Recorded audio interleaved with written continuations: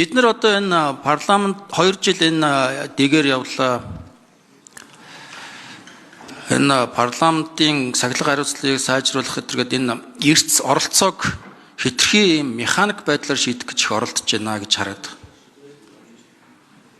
Хуралдаа суух, заавал өөрөө санал өгөх, үг хэлэхдээ томоотой үг хэлэх гэдэг. Парламент ч нь бол өөрөө мэтгэлцэн хийж яадаг газар. Аливаа асуудлуудыг мэтгэлцээд тэр мэтгэлцэхдээ бол эмоцтой ч байдаг, зарим газар бол бүр зодолж байгаа харагддаг. За зодолтой сүйд болохоо болоо ихэд энэ мэтгэлцэн дундаас чинь хүмүүсийн анхаарлыг татсан энэ мэтгэлцэнүүд дундаас иргэд сонгогчд юу болоод байгааг харж идэг, олж авч идэг. Одоо ингээд бүр мэтгэлцэн байхгүй болгож шин. Одоо бүр сүүлийн үед ялангуяа ингээд би энэ лүгээ тэр над руу муухай харж ах шиг ингээд гараад хөвлийн урал идэг болсон.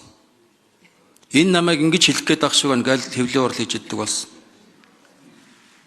Тэгээ ийм мэтгэлцэн байхгүй парламент гэдэг бол өөрөө өхмөл тийм парламентынхаа үүргийг биелүүлж чадахгүй, гүйцэтгэж чадахгүй болж байна л гэж ингэж харж байгаа. Тэгээ би дараа нь бас дэгийн юун дээр өөрчлөлтүүд дээр бас асуулт саналаа хэлэх гэж байгаа. Дэгээс бас их болж байгаа юмуд их байгаа. Тийм учраас энэ ёс зүйн хороо мороо гэдгийг ер нь аль болохоор жоохон сулруулахгүй бол ер нь тэгэл бүгдээрээ л нэг юм ёс зүйн хороогоор айлгсан. Ёс зүй ярьсан л ийм л боллоо. Өмнө их амьд парламентууд байсан. Тэр үед зарим хүмүүс хоорондоо биенээ шанаадаад өтер явж исэн тийм юм гарч л байсан. За одоо нэг тэгээ зодтолтож барай сүйд болохоо байл гэхэд үгүй ядахнаа ингээд чөлөөтэй жоохон ярьцдаг. Эмоцтой дуухан хилцүүлэг хийждэг тийм юм руу аваачж ээжэж энэ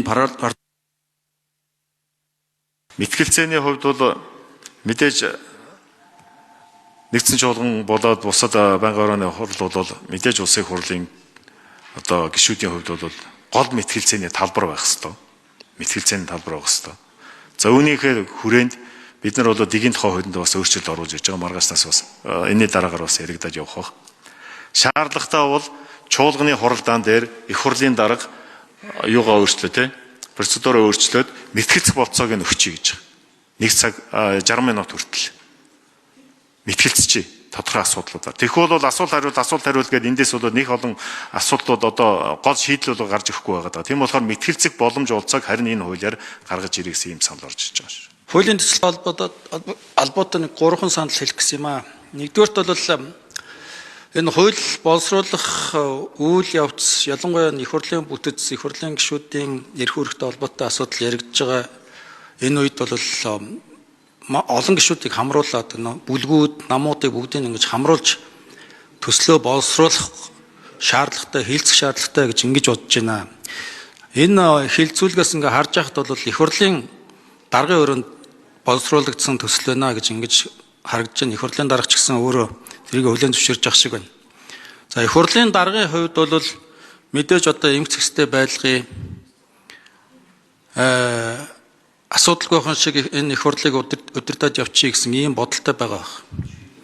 За тийм ч учраас бас нэлээд ийм механик байдлаар хаалт оргууд тавьсан ийм төсөл орж ирж байна.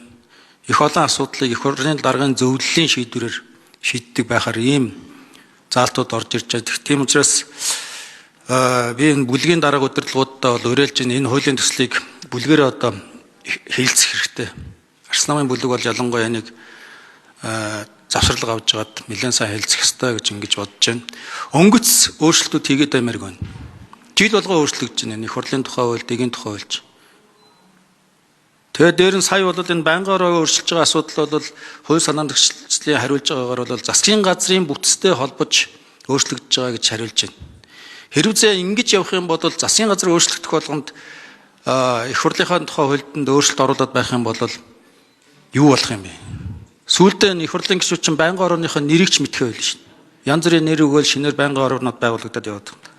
Тийм учраас энийг бол өшөө сайн ярьцгаая. За хоёрдугаарт тэр баахан юунууд гарч иж байгаа юм байна. Шаардлагууд их хурлын гишүүдийн ажлыг дүгнэх, байнгын орооны дарга болохын тулд ямар нөхцөл биелүүлсэн байх ч гэнэ. Энэ бол арай болохгүй асуудал. Тэр гадаад явсан байх, үг хэлсэн байх, асуулт асуусан байх, эрдсэндээ орсон байх ч гэнэ. Энэ дээр үед нэг энэ пионерын байгууллага гэж ийм байгууллага байдаг гэсэн юм. Хэдэн зурм арсан, даалгавраа биелүүлсэн энэ төргээ. Тэгээд сайн онц сурсан бол найрамдал цусланд явуулдаг тэр тим юу байдаг гэсэн. Энэ их хурлын гишүүдийн энэ их хурлыг үнэлэх үнэлгээ бол энэ Монгол улсын хөгжилд ямар түүхэн асуудлуудыг зөв сайн шийдвэрлэх гэдгээр л шийдэгдэнэ. Дараа нь бол энэ их хурлын гишүүдийг ямар улс төрч вэ гэдгээр нь сонгогчд хариуцлага тооцно. Тийм учраас энэ эрхийг нь нээж өгөх хэрэгтэй сонгогчдод. Тийм учраас одоо хилээд байгаа санаа нь тэр мэтгэлцээнийхээ юг чөлөөтэй нээж өгөө. Заавал ингээд нэр авдаг гэдэргээд энэ ер нь одоо бидний нэг зүйл дээр анхаарах юм бол энэ парламентыг учиргүй замбраагүй бөөм болчихно гэж бодоод байдгаас болох хэрэгтэй.